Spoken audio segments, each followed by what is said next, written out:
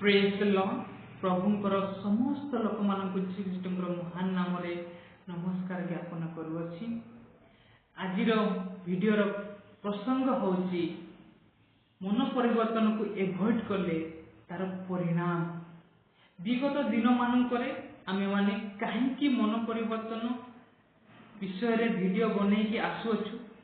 आमे प्रथम पार्ट रे आमे जानिलु जे काहेकि मन परिवर्तन जीशु जब तांकर सेवा कार्य आरंभ कले आ मन परिवर्तन को काहेकि से गुरुत्व दौथिले से विषय आमे जानिलु।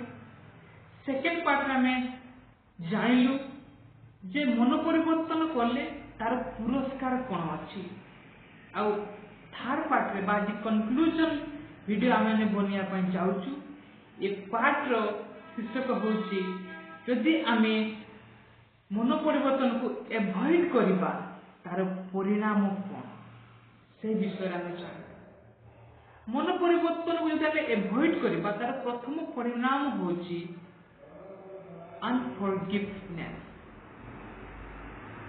पाप क्षमा न हेबा। हमर पाप क्षमा होबो ना जदि आमे अनुताप न करिबा बा आमे मन जदि फेरैबा नाही ताले प्रभु हमर पाप को क्षमा करिबे नाही। जदि हमने पढ़िबा प्रेरित पुस्तक तार 3 अध्याय 19 पद लेखा अछि ओते जेपरि आपण मानकर पाप मोचन होई पारे एथि निमंते मन परिवर्तन करी फेरी आसन। जेपरि हमर पाप भाग्य कहू अछि जेपरि हमर पाप मोचन होई पारे बा क्षमा होई पारे एथि निमंते आम माननकु मन परिवर्तन करिया पई पड़िबो। जदि हमर पाप क्षमा न हुए, सेकंड पॉइंट, जदि हमर पाप क्षमा न हुए बा आमे मन परिवर्तन न करू तो प्रथमे होछि हमर पाप क्षमा हबो नाही। जदि हमर पाप क्षमा हेबो नाही सेते बेले आमे ईश्वरक ठारू सेपरेट हे जिबा बा अलगा हे जिबा। आ जदि आमे प्रभुक ठारू अलगा हे जिबा बा ईश्वरक ठारू अलगा हे जिबा कारण ईश्वर पापी को प्रेम करंती किंतु पाप को घृणा करंती। सेति पाई जदि हमर पाप क्षमा न हुए ताले आमे ईश्वरकर आशीर्वाद वंचित होगा बा तांकर संपर्क आमर विच्छेद हे जिवो। सेति पाई हमकु मन परिवर्तन करिबार नित्यांत आवश्यक अछि। आ मन परिवर्तन कले हमर पाप क्षमा हेते नले हमर पाप क्षमा हबो नै। आ जदि हमर पाप क्षमा हबो नै ताले हमर संपर्क ईश्वर सहित विच्छेद हेबो।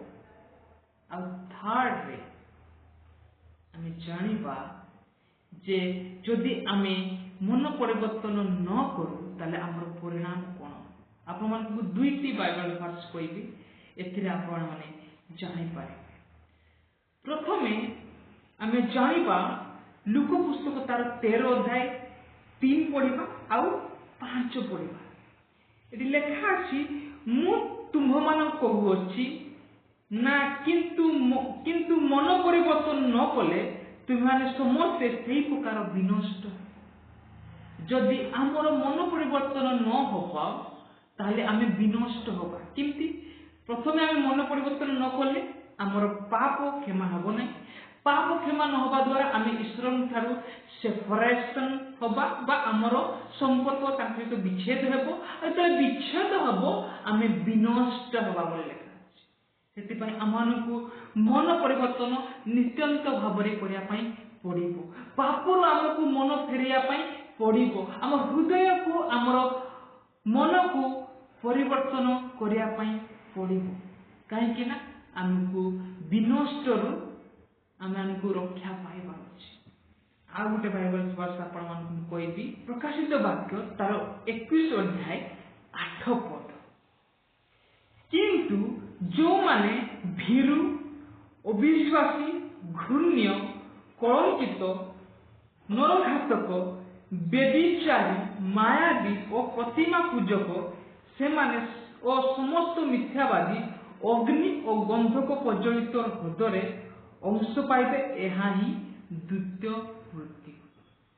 ଯଦି ଆମର ମନ ପରିବର୍ତ୍ତନ ନ ହୁଏ, ଆମକୁ ଦଗ୍ଧ ହେବା ପାଇଁ ପଡ଼ିବ, ନିଆଁରେ ଦଗ୍ଧ ହେବା ପାଇଁ ପଡ଼ିବ। ବାକ୍ୟ କହେ ମନ ପରିବର୍ତ୍ତନ କହିଲେ ଆମକୁ ପାପ ଠାରୁ ଫେରିବା ପାଇଁ ପଡ଼ିବ, ଆମକୁ ବ୍ୟଭିଚାରକୁ ଛାଡ଼ିବା ପାଇଁ ପଡ଼ିବ, ଆମକୁ ମାୟାବୀକୁ ଛାଡ଼ିବା ପାଇଁ ପଡ଼ିବ, ଆମକୁ ନରଘାତକୁ ଛାଡ଼ିବା ପାଇଁ ପଡ଼ିବ, ଅବିଶ୍ୱାସୀ ଗୁଣ କଳଙ୍କିତ ଏ ସମସ୍ତ ପାପକୁ ଠାରୁ ଆମକୁ ମନ ଫେରାଇବା ପାଇଁ ପଡ଼ିବ।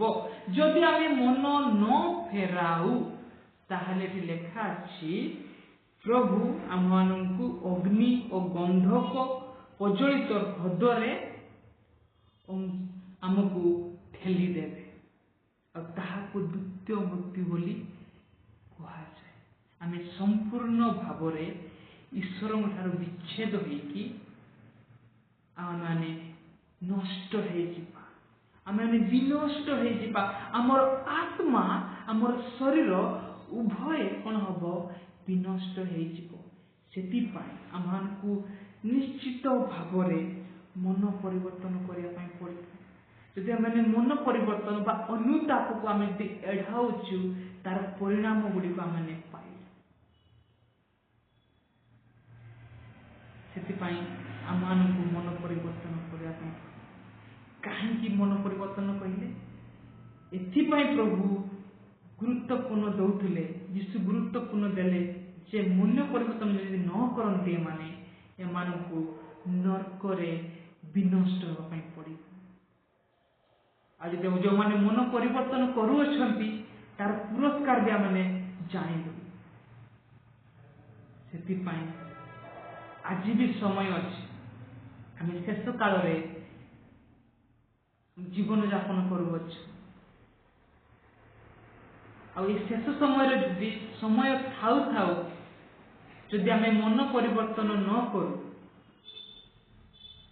ତାହେଲେ ଆମକୁ ନିଶ୍ଚିତ ଭାବରେ ସେଇ ଅଗ୍ନିମୟ ହ୍ରଦରେ ଆମମାନଙ୍କୁ ପଡ଼ିବା ପାଇଁ ପଡ଼ିବ। ସେଥିପାଇଁ ନେଡ଼ି ଗୁଡ଼ କହୁଣୀକୁ ବୋହିବା ପୂର୍ବରୁ ତାକୁ ଚାଟି ପକାନ୍ତୁ। ଯଦି ଆମକୁ ବଞ୍ଚିବାର ଅଛି, ସମୟ ଥାଉ ଥାଉ ଆମକୁ ମନ ପରିବର୍ତ୍ତନ କରିବାର ଅଛି।